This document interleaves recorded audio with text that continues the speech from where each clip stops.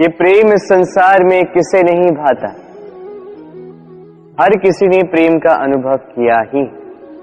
हर कोई जानता है ये प्रेम कितना सुंदर है, क्यों ना? ये प्रेम भाव इस संसार में सबसे शक्तिशाली भाव है। अब हर शक्ति के साथ आते हैं कुछ उत्तरदायित्व।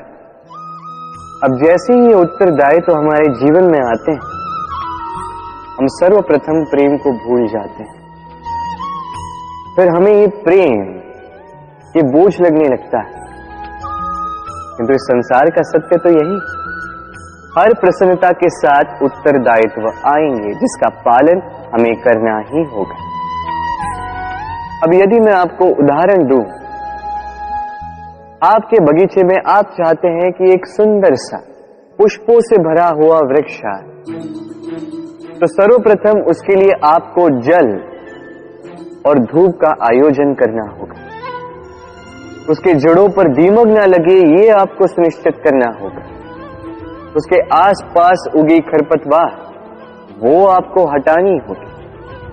उसी के पश्चात तो आपके उस बगीचे में वो सुंदर पुष्पों से भरा वृक्ष आएगा। क्यों? इसी प्रकार होता है प्रेम भी। सर्वप्रथम आपको इसमें समर्पण का खाद जल डालना होगा। अविश्वास और संदेह, इसकी खरपतवार आपको हटानी होगी और विश्वास की ये जड़ें कभी ना दुर्बल पड़े ये आपको सुनिश्चित करना होगा। उसी के पश्चात प्रेम का वास्तविक सुख आप अनुभव कर पाएं। राधे राधे। मनुष्य के सारे संबंधों का आधार है अपेक्षा। पति कैसा हो जो मेरा जीवन सुख और सुविधा से भर दे, पत्नी कैसी हो जो सदैव मेरे प्रति समर्पित रहे, संतान कैसी हो जो मेरी सेवा करे, मेरा आदेश माने।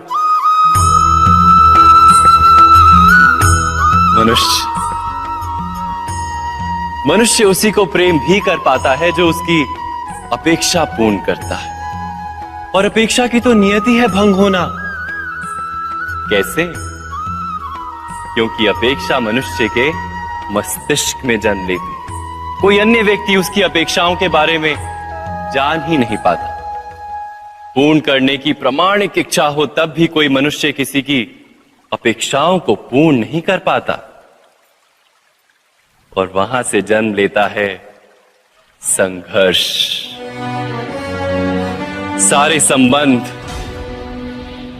संघर्ष में परिवर्तित हो जाते। पर मनुष्य अपेक्षा को संबंध का आधार ना बनाए और स्वीकार करे केवल संबंध का आधार, तो क्या ये जीवन स्वयमेव सुख और शांति से नहीं भर जाएगा? स्वयं विचार कीजिएगा।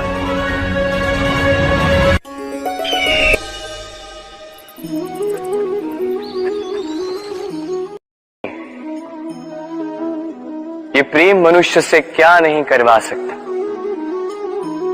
बड़े से बड़ा कार्य करवा सकता है, बड़े से बड़ी बाधा पार करवा सकता है।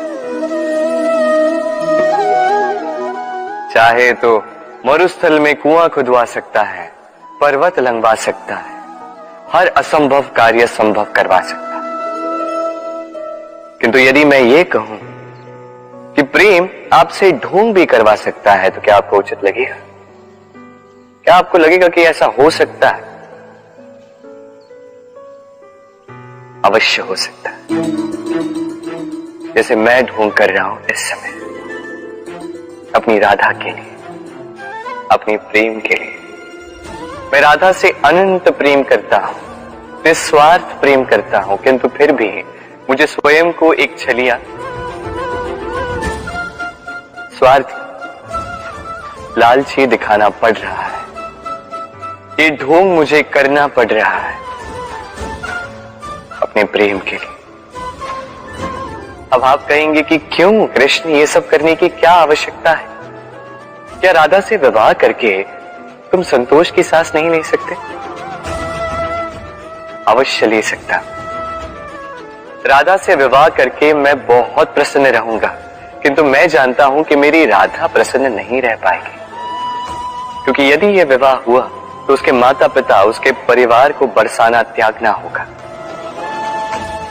राधा के मन पर एक कभी न भरने वाला घाव लग जाएगा।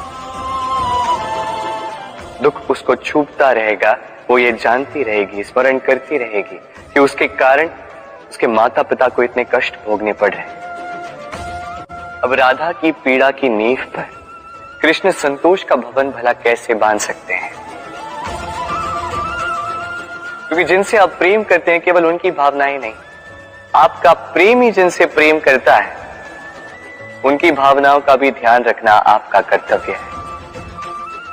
और कभी कभी अपने प्रेम को ऊंचा उठते हुए देखने के लिए आपको स्वयं को गिरते हुए दिखाना होगा। यही कुछ कार्य है जो आपको अपने प्रेम के लिए करने पड़ते हैं।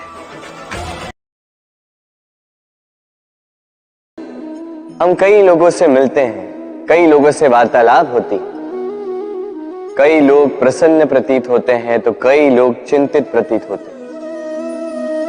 किंतु यदि आप ये समझने का प्रयास करें कि कौन अधिकतर प्रसन्न रहता है, कौन अधिकतर चिंतित रहता है, तो आप ये पाएंगे कि वृद्ध और युवक अधिकतर समय चिंता में रहते, दूसरी ओर बालक सदा प्रसन्न रहता है, चिंता की एक रेखा तक नहीं। कारण क्या? अब आप कहेंगे सीधी सी बात है, बालक में इतनी समझ ही कहां होती है कि वो जीवन की समस्याओं को समझ पाए, कठिनाइयों को समझ पाए, दायित्व समझ पाए। बात ये है ही नहीं। वृद्ध के विषय में यदि हम बात करें तो वृद्ध अपने बीते हुए समय के विषय में सोच सोच के दुखी हो जाता है। युवक अपने भविष्य के विषय में सोच सोच के चिंता में रहता है आज। किंतु बालक केवल वर्तमान में जीता है और इसीलिए प्रसन्न रहता है। देखिए, बात बड़ी ही सरल है। आप भूतकाल को नहीं बदल सकते।